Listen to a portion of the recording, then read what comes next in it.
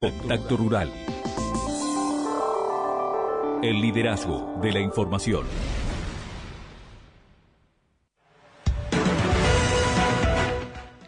Estamos en el momento de las exposiciones ganaderas. La semana pasada Radio Rural realizó una transmisión desde Asunción del Paraguay. En estos días nos sumamos a el evento de Palermo en Buenos Aires y además en el marco, en el contexto que tiene la situación política económica agropecuaria de la vecina orilla. El ministro de Economía llegó a la Rural Argentina para un encuentro con los referentes del campo. Evitó detallar las medidas que hará el presidente Milei en la inauguración de la muestra y destacó el diálogo que tiene con el sector agropecuario. Concretamente está planteada la posibilidad, según se manejó en este encuentro con la mesa de enlace, de avances en cuanto al sistema de retenciones, de desmantelamiento, en particular en el caso ganadero. Vamos a recibir al presidente de la Asociación Rural, Rafael Ferber, desde Palermo a esta altura de la jornada. Muy buenas tardes. ¿Qué tal? Buenas tardes y bueno, a la orden. Bueno, ¿qué marco, qué clima, qué expectativas tienen y cómo han visto el desarrollo de la muestra en estas horas por allí? Bueno, la verdad que llegamos hoy, se ve un movimiento muy fuerte, se ve un buen ambiente, pero yo creo que eso es bastante común. Bueno, con expectativa mañana que tenemos reuniones de FARM y bueno, veremos a ver cómo se desarrolla. Las reuniones de FARM con una coyuntura, una situación del mercado exterior, podemos decir que delicada, que tiene como cabezas de este enfrentamiento a Estados Unidos y Brasil, entre otros agentes. Sí, ese es un tema. El otro tema siempre en las de FARM está muy vigente el tema de la deforestación con la Unión Europea, porque a los demás integrantes realmente los complica. Nosotros estamos en una categoría mejor, podríamos decir, pero realmente para ellos es un tema. Y el otro tema que en FARM se está presionando fuerte y que se tomó una posición en común es en el tema de la vacunación gastosa. La vacunación en sí no en el estatus de que bueno, que el libre es libre, que sea libre gastosa y nada más, que es una posición que tenemos en Uruguay y que los demás integrantes de la FARM apoyan. Continuar con la vacunación, en definitiva. Sí, que sea un problema de cada país, que lo que importa es no tener aftosa y no tener circulación viral.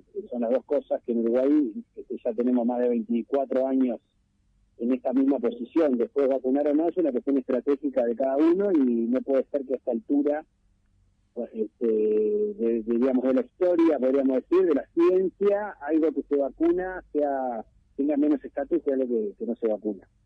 Una vacuna inocua que no plantea ningún tipo de restricción en el tiempo de espera, no tiene ningún tipo de complicación y que da una inmunidad más que aceptable. La verdad que no usarla por cuestiones comerciales se podría decir que casi que estúpido, esa es la realidad. Parece un cuestionamiento de la misma ciencia. Claro. Y sin duda, que es un estatus que no vacunar, que cuando te llega a aparecer un foco no tenés ningún tipo de inmunidad en el ganado, por lo tanto hay una cuestión ambiental, de bienestar animal, de costo, cualquiera de las tres pongan en el lugar que quieran. Yo creo que primero va costo, después va bienestar animal y después va ambiental, pero que cuando te agarras sin inmunidad en el ganado te destruye. En el caso de Uruguay te destruye. En el caso de otros países lo manejarán, pero obviamente con un costo mucho mayor. El tema del ingreso a la recta final del año, ya con vistas a lo que muy probablemente sea desde fines del 2025 la exigencia sobre certificados libres de deforestación de Europa. La semana pasada ya hubo un pronunciamiento de la FARM desde Paraguay. ¿Qué respuestas ha habido? ¿Qué nuevos planteos pueden surgir en las próximas horas allí en el encuentro? No, bueno, se va a sacar alguna, ya hubo un comunicado, obviamente el tema es que sea cumplible, que sea viable, que no discrimine ni negativa ni positivamente por cuestiones que muchas veces son hasta incomprobables, podríamos decir. Es una cuestión personal, no de la FARM, pero es evidente que hay todo un manejo de certificadoras, certificaciones, lobby para generar el costo a toda la cadena, porque ya no generan valor hace rato, generan costos. Que presiona mucho para esa línea de pedir certificado. Después uno ve cómo se instrumenta y se da cuenta que Uruguay está en una situación muy positiva por nuestras condiciones básicas, pero también por la información generada durante todos estos tiempos, todos estos años, que hace que hasta que tengamos demasiada información. Tenemos que tener cuidado de mostrar lo imprescindible, lo mínimo que te piden, para que después no quede como obligatorio, como que dice, mostrar esa información, ¿verdad? Uruguay está sobrepasado y como quien dice, tiene mucho más de lo que pide el propio programa de deforestación de la Unión Europea. Sí, una situación que ya es polémica, que el año pasado se resolvió postergar hacia finales del 2025 y ahora veremos qué pasa en estos próximos meses. Sí, perdón, pero no te escuché. Que veremos qué pasa en los próximos meses, porque esta medida ya fue postergada el año pasado. Y bueno, el ambiente es de postergación de vuelta, ¿no?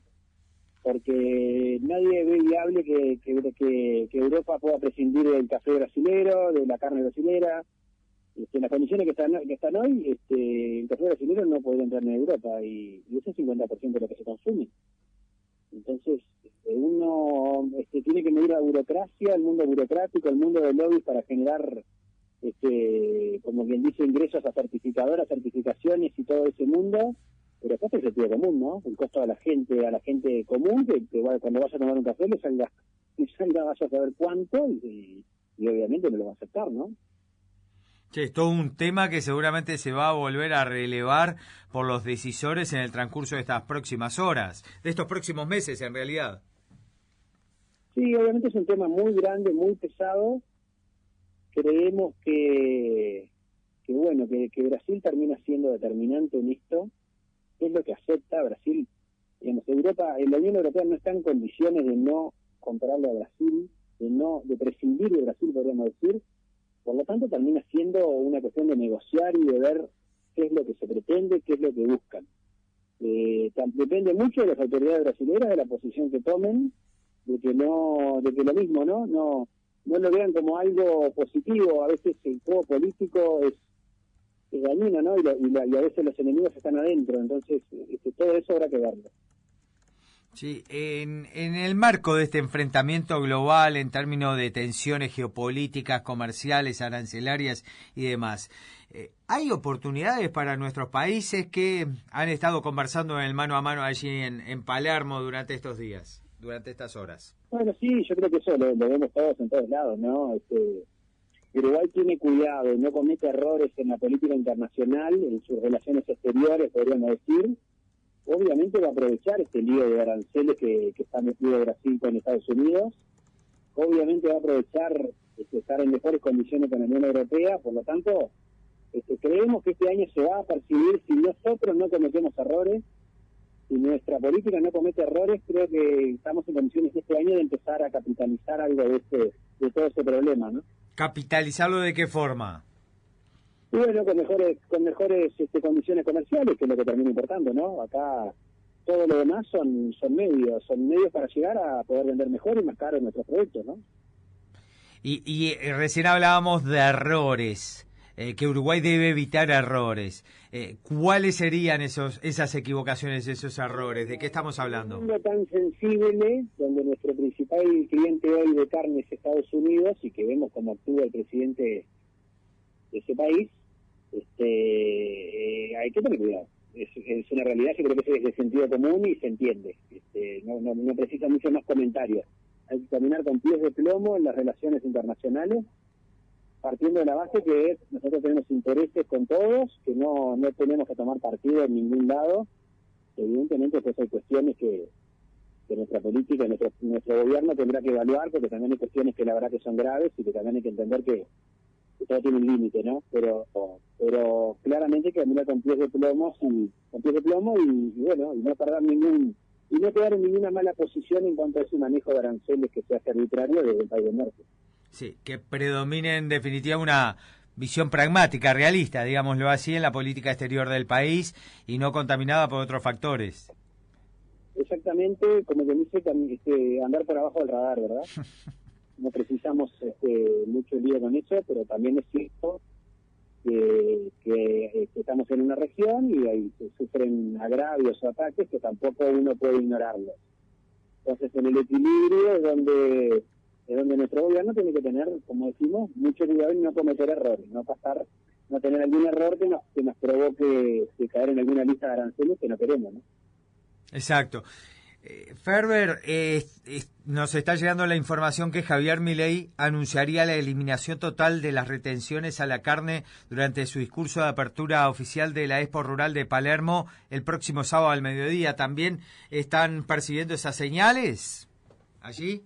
Y la verdad que eso te lo puedo contestar mañana en contacto con los directivos de la Rural Argentina. Sí sabemos que va a anunciar algún tratado de aranceles beneficioso para la carne argentina en Estados Unidos, ¿no?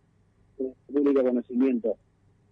La verdad es que obviamente van a sacar provecho de la situación entre los gobiernos y lo van a capitalizar, es una realidad. Yo creo que a nosotros no nos afectan demasiado, veo que nuestra cuota nosotros la cubrimos, ellos van a aumentar la cuota sin aranceles, pero no tiene por qué ser en contra nuestro.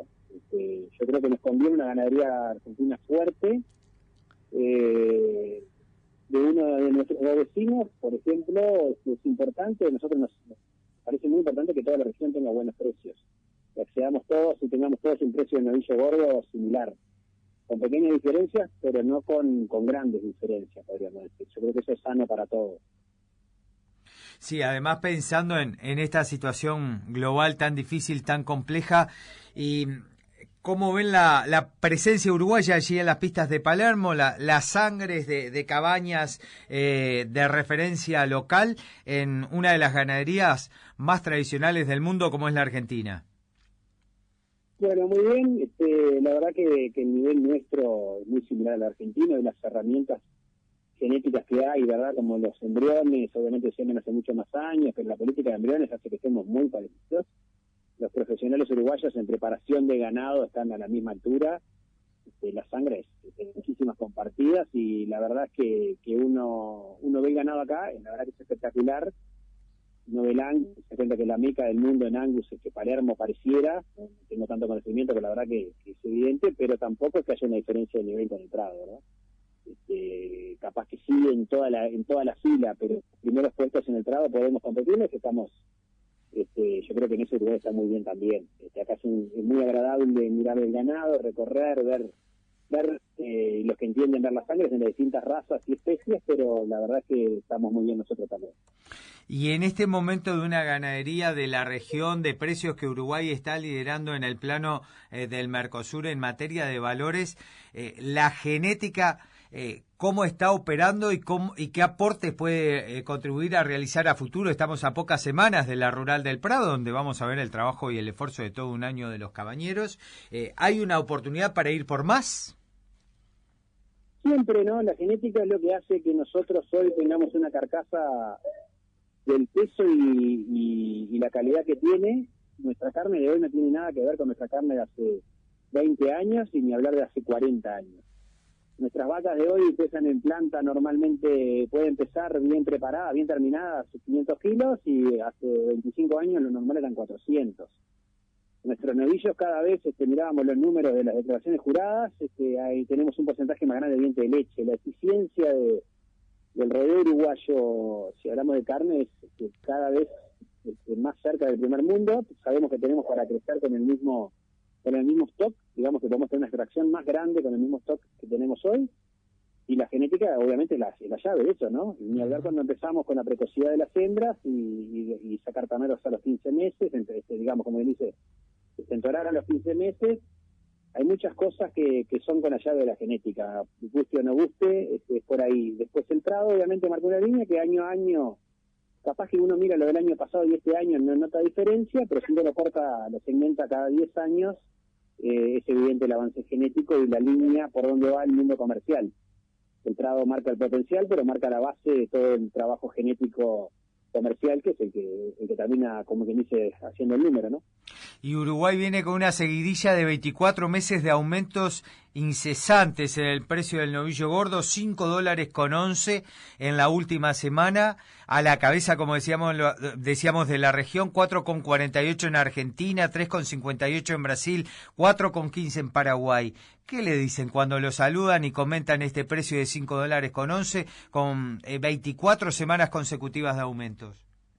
Y bueno, juntamos todo, ¿verdad? Un precio que sí, como tú decís, lleva 24 meses de aumento, pero sin volatilidad. 24 semanas. Estable, claro, con aumento estable, firme, en base al negocio, no por efectos externos.